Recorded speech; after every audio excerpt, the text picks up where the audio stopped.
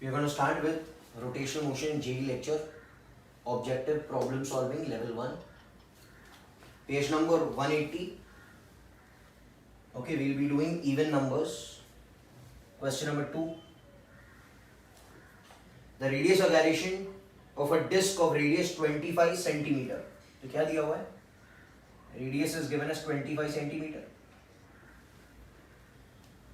About the centroidal axis is equal to what? तो हमको क्या चाहिए? Radius of gyration about the center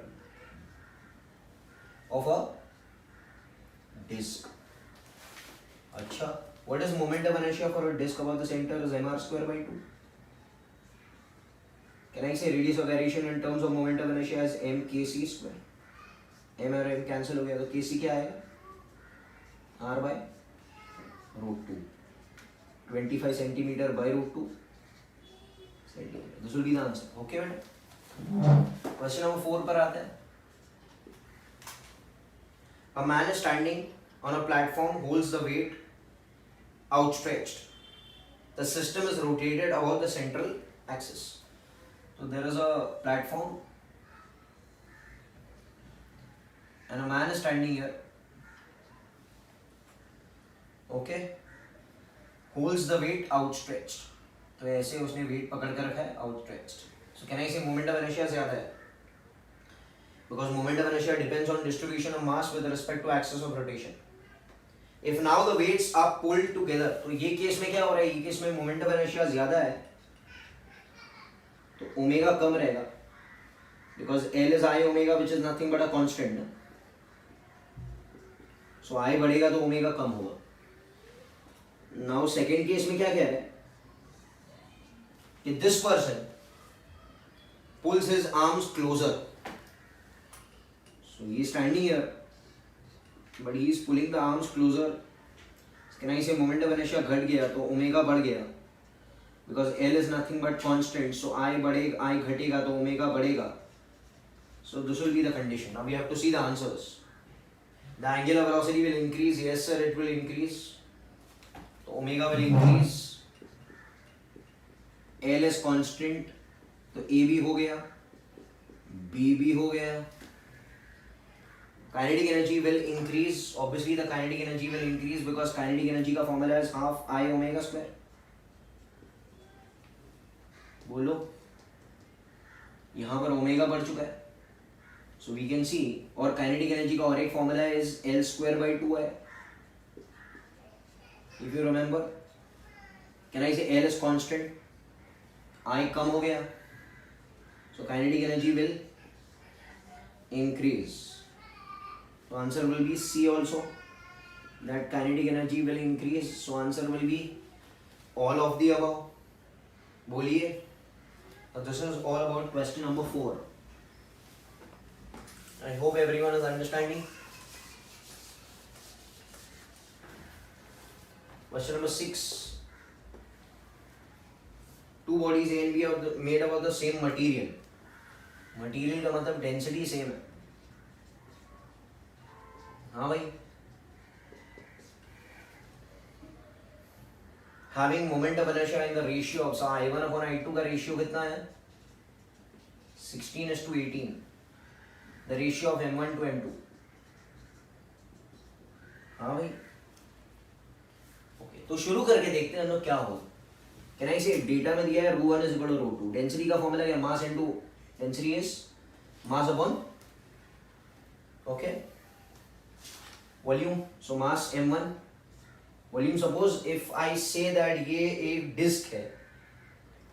body का शेप भी पता नहीं है तो वॉल्यूम की जगह कुछ भी लिख सकते हैं हम लोग. क्या लिख सकते हैं? कैन आई से अगर डिस्क होगा तो ये हो जाएगा पाई आर स्क्वायर टी.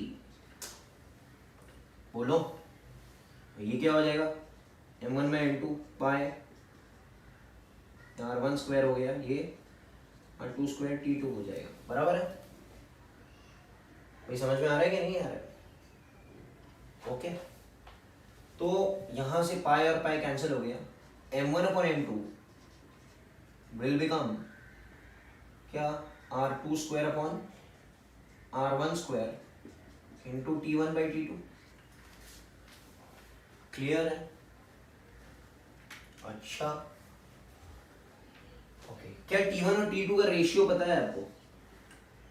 आपको T1 और T2 का रेशियो पता नहीं है? अच्छा, मोमेंट ऑफ इनर्शिया का फॉर्मूला भी क्या रहेगा? mr square, 2/5 mr square, half mr square. तो m और r स्क्वायर दिया है। t के बारे में हमको कोई पता नहीं है, यहाँ पे t का information is not given. Since t का information is not given, can I से इट कांट बी ऑब्टेन्ड। तो यहाँ पर सबसे पहले आपको उनको बॉडी देना चाहिए कि कौन सी बॉडी है, या तो डिस्क है, या तो सॉलिड स्फीयर है, या तो हॉलो स्फीयर है। यहाँ पर क्वेश्चन में मेंशन ही नहीं है कौन सा बॉडी है। Okay, so you can not do it. Point number 8, a circular table rotates with a vertical axis with a constant speed omega। तो एक ऐसे ही घूम रहा है with a speed omega। A circular pan rests on the turntable with the center coinciding with the table and rotates with the table. The bottom of the pan is covered with a uniform small thick layer of ice placed at the center. The ice starts melting. अभी suppose यहाँ पर है ना एक ice का cube रख दिया हमने सेंटर पर, कह रहा है आइस पिघलना शुरू हुआ। So can I say when the ice starts melting due to centrifugal force, it will move where, sir? Away from center. And since it is moving away from center, moment of inertia will increase, so omega will decrease. ये समझ में आ रहा है क्या? तो क्या हो रहा है? तो क्या हो सकता है? Omega will decrease, so answer will become B. फिर से एक बार देखो, when the ice is placed at the center, when the ice starts melting, तो ये जो पानी बन रहा है वो पानी कहाँ पर जाएगा? It will move away from the center, ना? Since it is moving away from the center, centrifugal force के कारण moment of inertia will increase because distribution of mass has become more. If distribution of mass has become more, omega will become less. Why, sir? Because L is I omega, which is nothing but what? A constant. Clear? Okay, we are doing question number 10. A solid sphere rolls down on two different inclined planes. दो अलग-अलग inclined plane है of the same height, but of different inclination. दोनों का theta अलग-अलग है। कह रहे क्या सेम रहेगा? अच्छा, हमको मालूम है जब वो रोल करते हुए नीचे आएगा तो velocity when it reaches down is √2gh 1 + k²/r², and time taken to come down is 1/sin theta √2h/g 1 + k²/r²। ये दोनों चीजें हमने सिनॉप्सिस में पढ़ी हुई है। अच्छा सर, अच्छा can you tell me which formula is independent of theta? पहला वाला, because इसमें थीटा नहीं है। तो can I say velocity in both the cases when it reaches the bottom will be the same? क्या अलग अलग लगेगा? Time. Can I say time is inverse to sin theta? So time will be different. Why? Because time depends on theta, but velocity is independent of theta. तो answer क्या रहेगा? इसका answer रहेगा B। बोलो। Okay. Now we come to the next question. Question number 12. A disc solid sphere of the same mass. तो एक disc है और दूसरा वाला सॉलिड स्फीयर है, सेम मास है, means m1 will become equal to n2, same है।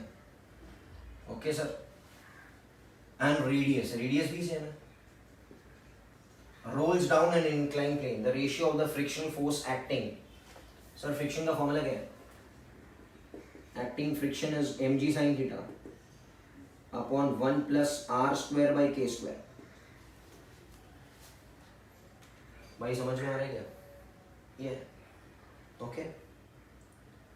सो अब हम देखते हैं, पहले डिस्क के बारे में बात करेंगे। तो friction acting on the disc will become mg sin theta. Mass तो सेम है ना, तो mg sin थीटा सेम रहेगा, थीटा भी सेम है। 1 + k²/r² for disk is half, so r²/k² will become 2। तो ये हो जाएगा बेटा mg sin थीटा by 3। अब हम लोग बात करते हैं friction acting on solid sphere. ये हो जाएगा mg sin theta which is same because mass same, theta same, upon 1 plus r square by k square. K square by r square is 2 by 5, so it will become 5 by 2. So this will become mg sin theta upon क्या हो जाएगा भाई, ये हो जाएगा 7 by 2. So this will be written as 2 by 7. This is friction acting on solid sphere. हाँ बेटा, अब आपको क्या पूछा है, रेशियो पूछा है, तो पहले वाला रेशियो अपन सेकंड वाला ratio means equation 1 upon equation 2. So force acting on disk upon force acting on solid sphere is what बेटा, तो ये हो जाएगा 1/3 और ये हो जाएगा 2 by 7, so it will become 7 by 6. I hope you all have got the answer. Answer is A. ठीक है भाई. We'll come to question number 14.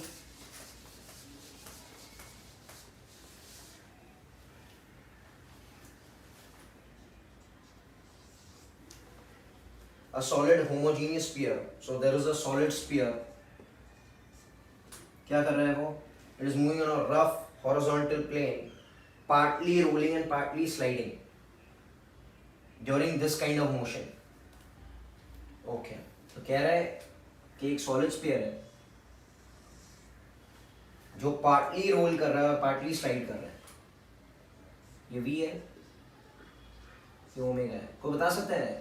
Rolling condition होगा तो VCM is R ओमेगा, मगर यहाँ पर VCM will not become equal to R omega, because कह रहा है it is partly sliding and partly rolling. अब हमको मालूम है कि ये सरफेस रफ है. अच्छा, तो मतलब फ्रिक्शन आएगा. फ्रिक्शन क्या काम करेगा? Friction will try to make VCM is equal to R omega. Okay. Can I say friction is nothing but an external force? Suppose friction यहां पर लग रहा है आगे. Suppose लग रहा है. मैंने मान लिया कि friction कहां लग रहा है बेटा? आगे लग रहा है. External force आ गया. Can I say अगर external force आ गया तो इसके कारण एक एक्सटर्नल टॉर्क बनेगा ऐसे, force into perpendicular distance. External torque बना अबाउट सेंटर बना. कितना बना? Friction into R. और कैसे डायरेक्शन में? ऐसे बना. ये बना अबाउट सेंटर बना. But can anyone tell me what is torque external about bottom point? Force तो है, परपेंडिकुलर डिस्टेंस कितना है? 0 है, बिकॉज बॉटम पॉइंट पे 0 है, तो फ्रिक्शन 0 हो जाएगा, मतलब टॉर्क भी 0 हो गया. तो कैन आई से net external torque about bottom is 0 if external torque about bottom is 0. जब एक्सटर्नल टॉर्क 0 होता है तो can I conserve angular momentum, but about which point? About bottom most point. और कोई भी पॉइंट पर आप मोमेंटम, एंगुलर मोमेंटम कंजर्व नहीं कर सकते हो. You can only conserve angular momentum about this horizontal surface. That means I can say about the bottom most point. समझ में आ रहा है? ये कॉन्सेप्ट बहुत ज्यादा इंपॉर्टेंट है. जब भी फ्रिक्शन एक्ट करेगा, conservation of angular momentum is always done about that point. So answer यहां पर रहेगा B. Angular momentum of the sphere about any point on the horizontal surface, bottom पे, is conserved, otherwise not. So answer यहां पर big letters में B रहेगा. Understand what's happening, it is very very important. Clear हो गया बेटा? 16 पर आता है.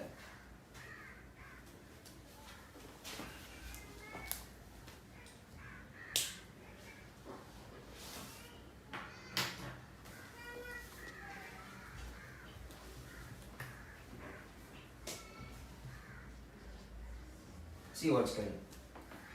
A solid sphere rolls without slipping on a rough horizontal surface, moving at the speed v. So कह रहे हैं यहाँ पर एक solid sphere है जो VCM से जा रहा है और ओमेगा से घूम रहा है. बोलो. It makes an elastic collision with a smooth vertical wall. तो यहां पर एक दीवार है जो स्मूथ है। कॉन्सेप्ट पढ़ना बहुत ज्यादा इंपॉर्टेंट है। एंड यहां पर क्वेश्चन में क्या कह रहा है, it makes an elastic collision. Elastic collision मतलब क्या, जितने मोमेंटम से आया था उतने मोमेंटम से टकरा कर वापस जाएगा। So that means what, v से आएगा टकराएगा और v उल्टा कर देगा, ये v ऐसे हो जाएगा because it is elastic collision ना। Okay, so relative velocity of approach and relative velocity of separation has to be the same, but since it is a smooth wall, यहाँ पर कोई friction नहीं है, तो ये ओमेगा में कोई फर्क नहीं पड़ेगा बिकॉज ओमेगा को बदलने के लिए टॉर्क जो मांगता है वो यहाँ पे टॉर्क नहीं है। I hope you are understanding. देखो ऐसे आया, वो टकराया, इलास्टिक कोलिजन हुआ, तो इसने ऐसे बदल दिया इसको ये, बट ओमेगा को कोई बदलने वाला नहीं है, ओमेगा को बदलने वाला कोई नहीं है, क्योंकि ये स्मूथ वॉल है तो फ्रिक्शन नहीं आएगा, फ्रिक्शन नहीं आएगा तो टॉर्क नहीं आएगा, टॉर्क नहीं आएगा तो अल्फा नहीं आएगा, अल्फा नहीं आएगा तो ओमेगा बदली नहीं होगा। So that means omega is gonna be in this direction only after collision. This is before collision, this is just after collision. अब मुझे आप बताइए क्या ये प्योर रोलिंग कंडीशन है? नहीं है, क्योंकि अगर आप इसको देखते हैं, this is just after collision, I am rubbing this, we देखो वी इस पॉइंट पर इस तरफ ही है, एंड अगर ये ऐसे घूम रहा है तो आर ओमेगा भी इधर है। और अगर हमने प्योर रोलिंग का कंडीशन पढ़ा है तो आपको मालूम है वीसीएम एंड आर ओमेगा उल्टा होना चाहिए। यहां पर the net velocity of the bottommost point will be VCM plus r omega is not equal to 0 बेटा। तो इसका मतलब ये पॉइंट आगे घसड़ते हुए जाएगा, this point is forward slipping. समझ में आ रहा है ये बात? अब यहां पर रास्ता जो है वो रफ है। अब ये वाला फ्रिक्शन क्या बोलेगा, यहां पर जो रास्ते पे फ्रिक्शन है वो क्या बोलेगा, भाई मुझे तो वीसीएम आर ओमेगा बनाना है, मतलब ये पॉइंट को रेस्ट पर बनाना है, तो ये फ्रिक्शन लगाएगा, कहां लगाएगा बेटा, पीछे लगाएगा, बिकॉज़ ये पॉइंट आगे घसटते हुए जा रहा है, तो इंटेंशन ऑफ मोशन आगे है, तो फ्रिक्शन क्या बोलेगा, मैं तो हूं पीछे।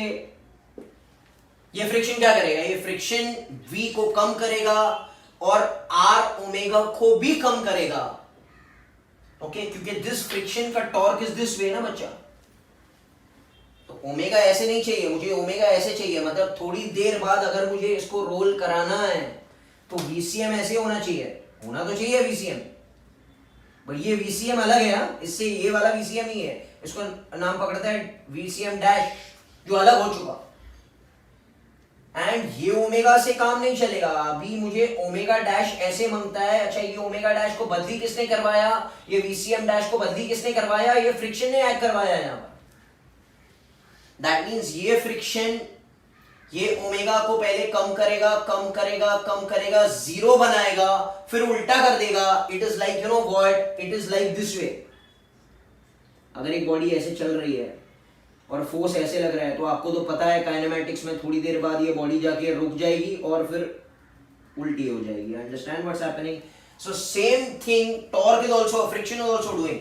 फ्रिक्शन ने ऐसे टॉर्क बनाना है, ओमेगा ऐसे है, तो पहले ये टॉर्क इज रिटार्डिंग टॉर्क, जो ये ओमेगा को कम करेगा, कम कर करके ओमेगा को जीरो बना देगा और फिर उल्टे डायरेक्शन में पलटा देगा, such that any random time पर VCM dash will become equal to R omega dash। तो ये थी कहानी पूरी इस इक्वेशन की। अब हम देखते हैं क्या क्वेश्चन है, आंसर्स क्या है। आंसर कह रहा है it will move with speed v initially, जो स्पीड से आया था वही स्पीड से बाद में जाएगा। हाँ sir, yes sir, A point सही है। It's motion will be rolling with slipping initially, rolling with slipping, ये फॉरवर्ड स्लिपिंग है ना, and it's rotational motion will stop momentarily, बराबर है, थोड़ी देर बाद ओमेगा रुक जाएगा बिकॉज उसको उल्टा पलटना है at some instant. Yes sir, B भी सही है। सी पॉइंट क्या कह रहा है, C it's motion will be rolling without slipping after some time. हाँ, कुछ समय बाद, जो हमको मालूम नहीं है, टाइम बाद में फाइंड करेंगे, कुछ समय बाद फ्रिक्शन इसको प्योर रोल कर देगा, तो आंसर सी भी है, मतलब answer will be all of the above. Getting it what's happening, ये कॉन्सेप्ट फिर से हम लोग ध्यान रखना, बहुत बेहतरीन कॉन्सेप्ट है। देखो फिर से, पहले रोल कर रहा था VCM से ओमेगा से, VCM should become equal to R omega, यहाँ पे VCM is equal to R omega. दीवार से आकर टकराया, दीवार ने क्या किया, इलास्टिक कोलिजन किया, VCM को उल्टा पलटी कर दिया, बट ओमेगा को बदली नहीं किया बिकॉज यहाँ पर कोई फ्रिक्शन नहीं है। बट यहाँ पर हमको मालूम है ये पॉइंट आगे घसरते हुए जा रहा है, so this is forward slipping. अब यहाँ पर फ्रिक्शन आ जाएगा बिकॉज फ्रिक्शन कहेगा कि मैं आपको बनाऊंगा प्योर रोलिंग कंडीशन में, तो फ्रिक्शन पीछे एक्ट करेगा, जिसका टॉर्क ऐसे रहेगा बट ओमेगा ऐसे घूम रहा है, तो ये टॉर्क इस ओमेगा को कम करेगा, जीरो बनाएगा और उल्टा पलट देगा like this condition. And at any instant of time after टकराव T V VCM dash will become equal to R omega dash. I hope everyone has understood this concept. Sum number 18 पर आता है, कह रहे एक स्पूल है, spool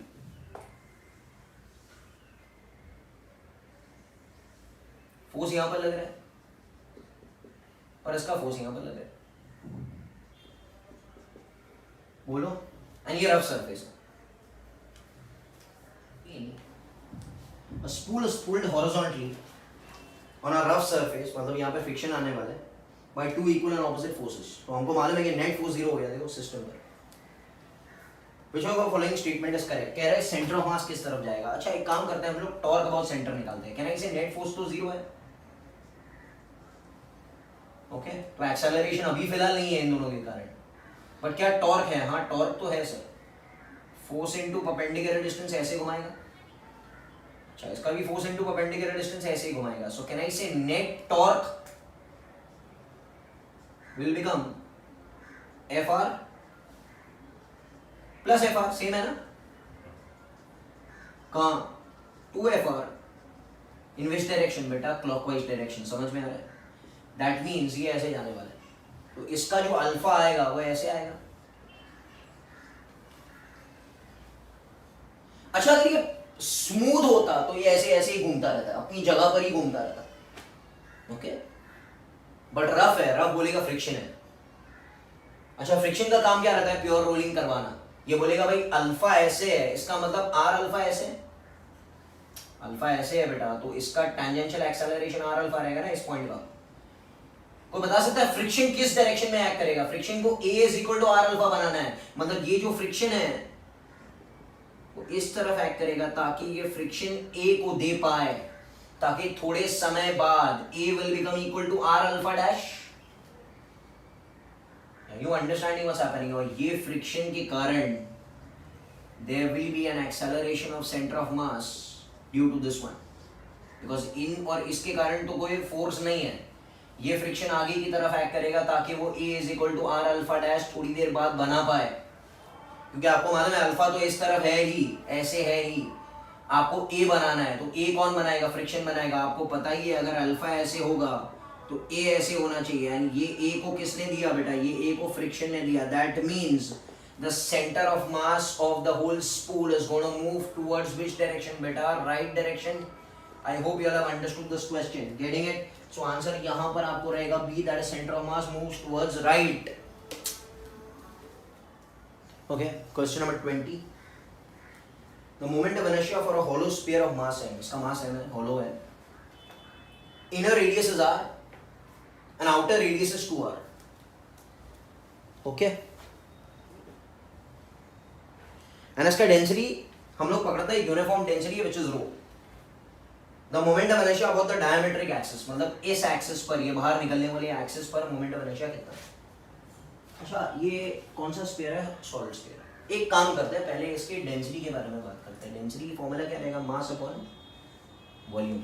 इसका मास है, वॉल्यूम कितना है, वॉल्यूम इज 4/3 पाई बड़ो R cube, that is 2r cube minus r cube. बोलो मास इसका ये है ना भाई, ये अंदर तो खाली है तो ये तो निकालना पड़ेगा ना, 4/3 पाई बड़ो आर क्यूब माइनस 4/3 पाई छोटो r cube. This answer will come 3m/28 pi r cube. ये मैंने कैलकुलेट करके रखा, ठीक है। अब मुझे मोमेंट ऑफ इनर्शिया चाहिए इस पॉइंट पर। मैं एक काम कर सकता हूं, इसको ऐसे पकड़ सकता हूं, मोमेंट ऑफ इनर्शिया, इसको 2r पकड़ते हैं पूरा बड़ा वाला, इसका मोमेंट ऑफ इनर्शिया निकालते हैं about this, minus moment of inertia of this inside one at this point. Okay, so net moment of inertia जो आपको मिलेगा will be moment of inertia of 2r minus moment of inertia of r. ये निकालना है मुझे. Are you understanding what's happening? अच्छा, उसको करने से पहले मुझे इसका मास निकालना पड़ेगा. मास, इसका मास, इस पूरे का मास, इसका मास m है ना. ये जो भरा हुआ है ना, इसका मास m है. इसका मास पता नहीं है. Can I say mass of 2r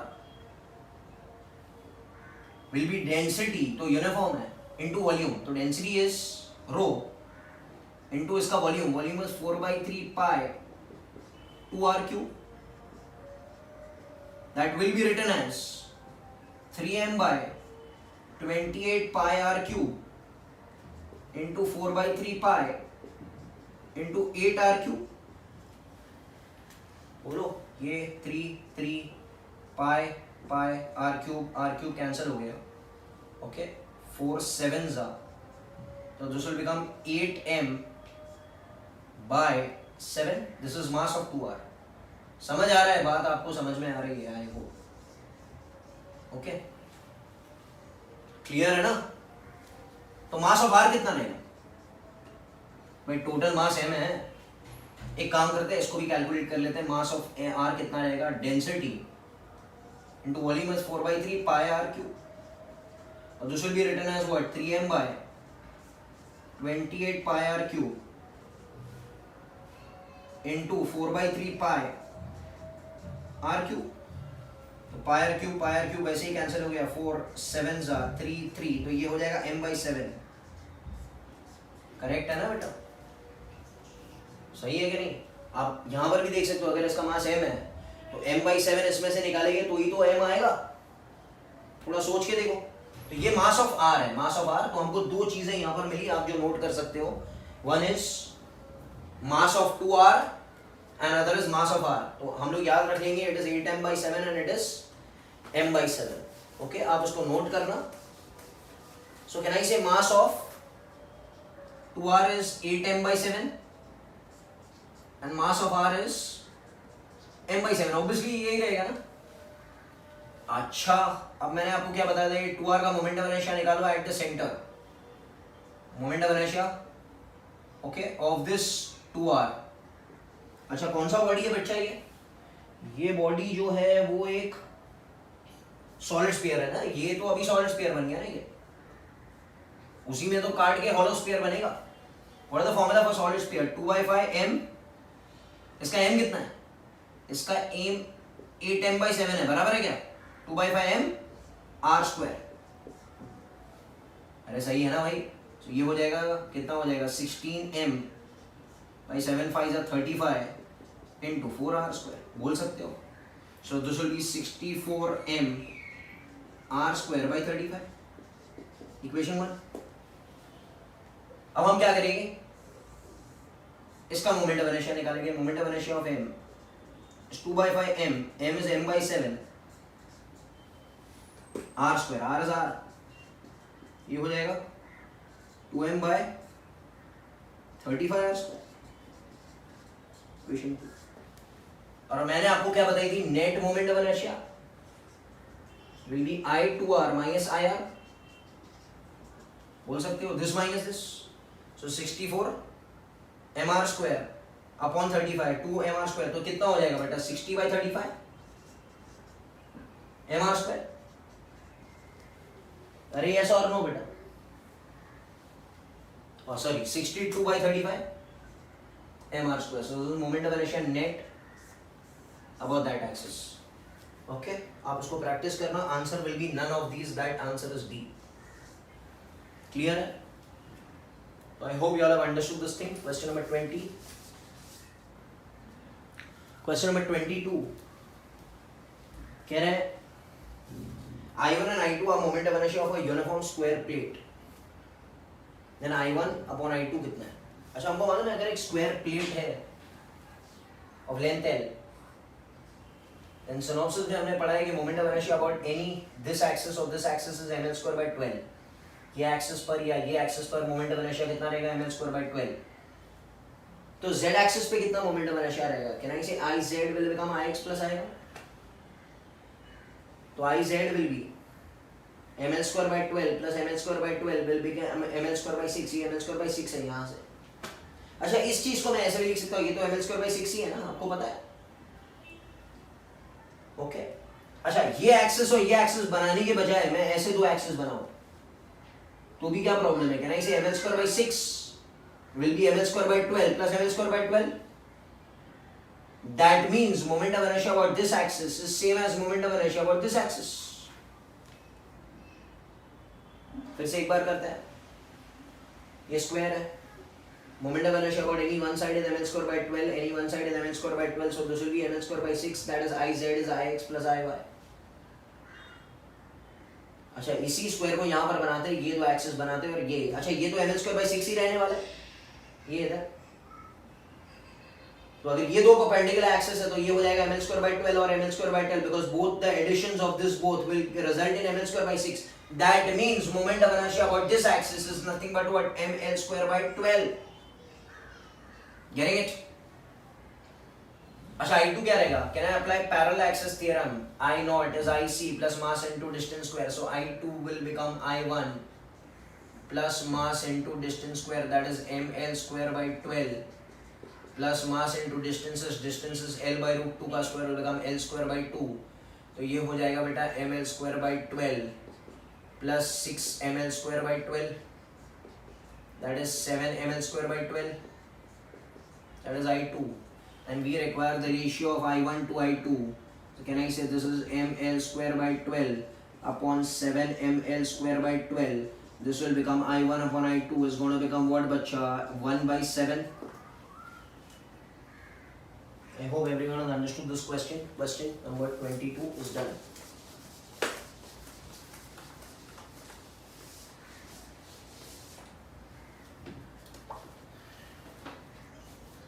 Twenty-fourth one.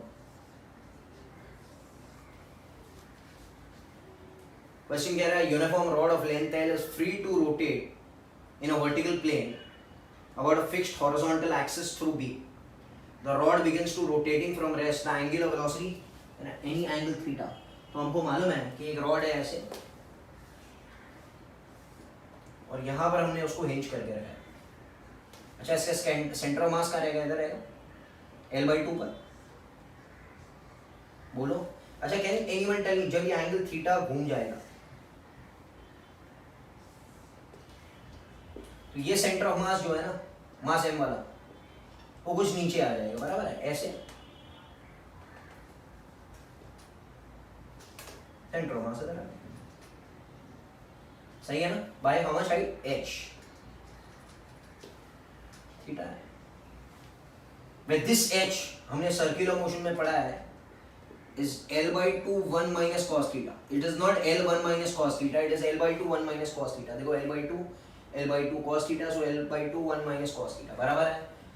Can I say change in potential energy is change in kinetic energy rotation? Change in potential energy is mgh, but h is L by 2 1 minus cos theta, and it is the rotational kinetic energy is half I omega square. बोलिए. Can I say ये half और ये half ऐसे कर दिया, ये हो जाएगा mgl 1 minus cos theta will become moment of inertia about the rod about one end is ml square by 3 into omega square. m और m कट गया, l और एक l कट गया, तो this will become 3g 1 minus cos theta by l will be omega square. So can I say 3g 1 minus cos theta is 2 sin square theta by 2 by l will become omega, और ये बना root of that thing. So this will be root of 3g by l, 6g by l into sin theta by 2 will become omega at any instant of time. बोलिए. So this is how you solve the rod वाला question, question number 24. We start with the 26th question. Find the moment of inertia of a thin sheet of mass m in the shape of an equilateral triangle. The length of each side is L. तो कह रहे हैं एक lamina ऐसे रखा गया है. अब ये ध्यान से करना, दिस इज इम्पोर्टेंट. ये अच्छा इक्विलैटरल ट्रायंगल है 60, आपको मालूम है सब 60 होगा. इस एक्सिस पर मोमेंट ऑफ इनर्शिया निकालना है। बोलिए सही है।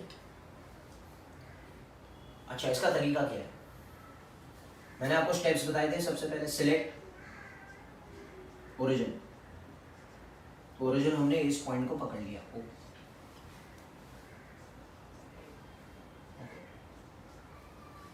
गो to x and take dx। तो यहां से मैं x पर जाऊंगा और एक छोटी सी पट्टी लूंगा dx की। ये कितना है? dx है। ओके, ये लेंथ हम लोग y पकड़ते हैं एंड इस मास जो रहेगा, इसका मास रहेगा dm। ये मोमेंट ऑफ इनर्शिया कैलकुलेट करने का तरीका है, सबको आना चाहिए। बोलो। थर्ड, हमको देखना है is the mass distributed over length, area और वॉल्यूम। यहां पर it is two dimensional thing, so mass is distributed over area, so I will calculate mass per unit area which denoted by the letter sigma. Mass, पूरा mass distributed over area of the triangle. What is that? Area of the triangle क्या रहेगा? Half base is L into height. Height of an equilateral triangle is √3/2 times of length. बराबर है? ये कितना हो गया बेटा? ये 4m√3l²। Is everyone understanding? ये मेरा sigma, because it is a 2D motion. It is a two-dimensional body. बराबर है? Step number 4, calculate mass dm। dm का मास रहेगा mass per unit area into its area। बोलो। mass per unit area, that is 4m/√3l² into area of the element।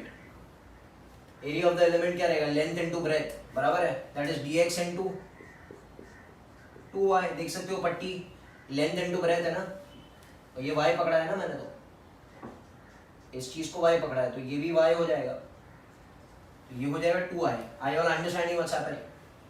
पहले हमने origin पकड़ा, फिर go to x and take dx, एक छोटा सी पट्टी लेना है। Okay, because moment of inertia हर पट्टी का चेंज होगा ना बेटा। फिर देखना है कि 1D बॉडी है, 2D बॉडी है कि 3D बॉडी। हमको मालूम है 2D बॉडी है, तो mass is distributed over the area, तो I calculate mass per unit area. Because DM calculate करने के लिए हमको ये मांगता है, because it is mass per unit area into area. अगर मास डिस्ट्रीब्यूटेड ओवर लेंथ होता तो मैं लिखता मास per unit length into length. अगर मास डिस्ट्रीब्यूटेड ओवर वॉल्यूम होता तो मैं लिखता मास per unit volume into volume. बोलो। तो ये ऐसे लिखा जाएगा डीएम 4 2 8m√3l² y dx। बोलो। बट यहां पर दो वेरिएबल्स आ गए, x और y। अब यहां पर हम देख सकते हैं कि ये जो है वो 30 डिग्री है। देखो, मुझे या तो रिलेशन सिर्फ x में बनाना है या तो y में बनाना है, ऐसे दो दो तो चलेगा नहीं। कैन आई से tan 30 will be y by x? tan 30 is 1/√3 is y by x, so y is going to become x by √3। बोलो, उठा के इधर डाल दो। So it will become dm will become 8m√3l²। y की जगह क्या लिखना है? x dx by √3। So this will become 8m3l² x dx। I hope everyone is understanding क्या हो रहा है भाई ये। अब हमको मोमेंट ऑफ इनर्शिया इस पट्टी का निकालना है। ये मास पट्टी का मिल चुका है मुझे, ठीक है। क्या I say इस पट्टी का मोमेंट ऑफ इनर्शिया di, इस पट्टी का moment of inertia di will become mass into distance square। मास इसका खुद का into distance, distance is x square। देख सकते हो पट्टी का moment of inertia about this axis हमने आपको पहले किया था, that is mass into distance square। सही है। अच्छा, मास कितना है? 8m3l²। x dx into x square will become x cube dx. बोल सकते हो yes or no sir? अच्छा, ये पट्टियां कहां से कहां तक रेंज हो रही है? दिस पट्टी इज रेंजिंग फ्रॉम, पूरा यहां से देख सकते हो ये ऐसे रेंज हो रही है, मतलब it is ranging from 0 to this पूरा चीज, एंड ये पूरा लेंथ है √3/2l. So since this all putties are ranging from 0 to √3/2l, can I integrate this equation? So can I say resultant moment of inertia will be integration of di will be, यहाँ पर constant है 8m/3l² बाहर आ गया, और इस चीज का integration हो जाएगा बेटा x4/4, and you are integrating from 0 to √3/2l. I hope everyone is understanding. मैंने इंटीग्रेशन करने के बाद मैं लिख दिया आंसर. अच्छा, यहाँ पर ये हो गया 4 2 8, तो ये हो जाएगा 2m/3l² बेटा, यस और नो. और इसका हमको वैल्यू डालना है, तो 3 का रेज़ टू 4 होता है 9, 2 raise to 4 is 16 into l4, तो ये हो जाएगा 2 8 ज़ा 16, 3 3 ज़ा 9, so this will become 3/8ml². Moment of inertia about the axis passing through O. I hope everyone is understanding. So this answer, यहाँ पर आंसर नहीं दिया है, the answer will become D, that is okay, none of these. I hope everyone has understood this method. ये important method है, steps का ध्यान में रखें, इसको बार बार प्रैक्टिस करें ताकि आपको समझ में आ जाएगा. Okay? अब हम लोग आगे बढ़ते हैं. We'll come to question number 28. 28 and 30 are similar type. I am doing only 28 ताकि आपको समझ में आएगा. 30 आप लोग कर लेना. Next time से हम लोग subjective शुरू करेंगे. So 28 question, I'll just draw the diagram. A thin rod of length 4l of mass 4m is bent at the points as shown in the figure. What is the moment of inertia of the rod as passing through O and perpendicular to the plane? हाँ बेटा, तो ऐसे form में हमने इसको bend कर दिया और इधर हमने उसको हिंज कर दिया. बोलो सही है? ये L बोलो सही है? अच्छा सर, एक काम करते हैं, इसको पकड़ते हैं. इस एक्सिस, ये एक्सिस है ना बेटा, ये एक्सिस है, ये हिंज है, ये एक्सिस पर रॉड को तोड़ते हैं. पहला नंबर, दूसरा नंबर, तीसरा नंबर, चौथा नंबर. 2 नंबर और 3 नंबर के रॉड को अगर आप देखेंगे तो this is moment of inertia about the end of the rod. बराबर है क्या? So moment of inertia about 2 is equal to moment of inertia about 3 is ml²/3. Everyone is understanding? कोई बड़ी बात नहीं है. अच्छा, 1 के बारे में क्या ख्याल है सर? 1 के लिए हमको ट्रांसफर करना पड़ेगा. क्या नहीं से इसका आईसी मालूम है? इधर से हमको इधर तक ट्रांसफर करना है, बिकॉज ये अगर एक एक्सिस है जो ml²/12 है, इधर ट्रांसफर करेंगे तो IO मिलेगा ना हमको. सर ये डिस्टेंस कितना रहेगा? ये तो L है, ये बीचों बीच है, तो ये हो जाएगा बच्चा L/2. अरे है क्या नहीं? तो ये क्या हो जाएगा बेटा? ये हो जाएगा √L² प्लस L²/4. बोलो, that will become 4 5 5L²/4. बोलो.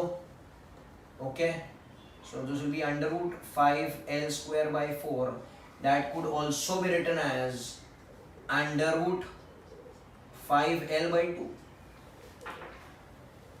सही है ना? ऐसे लिख देता हूं मैं तो. So this is what √5L/2. अब कैन आई से moment of inertia of this axis? इसका नहीं चाहिए, इसका तो ml²/12 है, इसको इधर ट्रांसफर करना है ना भाई. सो moment of inertia of the पहले वाला axis about this axis will become ml²/12, इसका खुद का, प्लस मास इनटू डिस्टेंस का स्क्वायर. इसका स्क्वायर करेंगे तो बेटा हो जाएगा 5L²/4. बोल सकते हो? तो 3 से मल्टीप्लाई कर देंगे, ये हो जाएगा ml²/12 plus 15ml²/12, that is 16ml²/12. 4 4 ज़ा 4 3 ज़ा, तो ये हो जाएगा 4ml²/3. Can I say the same replica is there for I4. क्यों? I4 का इसका मोमेंट ऑफ इनर्शिया मालूम है हमको, सीधा इधर से इधर तक ट्रांसफर करना है, तो ये डिस्टेंस भी कितना रहेगा? √5L/2 ही रहेगा. सीधा मुझे ट्रांसफर करना है, तो what is the net moment of inertia about O? I1 ml²/3, नहीं 4ml²/3 sorry, plus I2 ml²/3 plus I3 ml square by 3 plus I4 4 ml square by 3 4 5 6 7 तो 4 4 8 9 10 10 ml square by 3 yes or no sir तो this will be the answer that is B so आप अगर try नहीं करेंगे तो आपको नहीं आएगा आपको ये ट्राई करना पड़ेगा इसका doubt solving also I be conducting on zoom but आपको खुद को बैठ के ट्राई करना पड़ेगा तभी ही आपको रोटेशनल मोशन जमेगा वरना नहीं जमने वाला getting it what's happening thank you very much